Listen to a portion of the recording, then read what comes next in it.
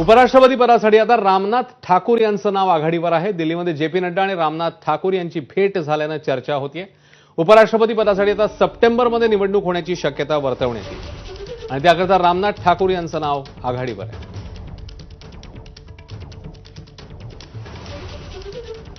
उपराष्ट्रपती पदासाठी आता सप्टेंबरमध्ये निवडणूक होईल असं सांगितलं जातंय। सूत्रांकडून तसं कळतंय कारण जगदीप धनखड यांनी उपराष्ट्रपती पदाचा राजीनामा दिलाय आणि आता नेमक्या काय घडामोडी घडतायत दिल्लीमध्ये जाणून घेऊया सोमेश कोलगे यांच्याकडनं। सोमेश, नक्कीच दिल्लीमध्ये जे पी नड्डा यांनी केंद्रीय कृषी राज्यमंत्री आणि जनता दल युनायटेड बिहारमधून रामनाथ ठाकूर जे राज्यसभेचे खासदार आहेत त्यांची भेट घेतलेली आहे आणि या सगळ्या संदर्भाने ज्यावेळी उपराष्ट्रपती पद रिक्त आहे अशा पार्श्वभूमीवर झालेली भेट खूप महत्त्वपूर्ण ठरते कारण रामनाथ ठाकूर हे कर्पूरी ठाकूर यांचे पुत्र आहेत आणि कर्पूरी ठाकूर हे ओबीसी आरक्षणाचे जनक समजले जातात आणि सध्या बिहारच्या निवडणुका देखील आहेत। त्यामुळे रामनाथ ठाकूर हे भविष्यात उपराष्ट्रपती पदाचे उमेदवार असणार का अशा शक्यता वर्तवल्या जातात।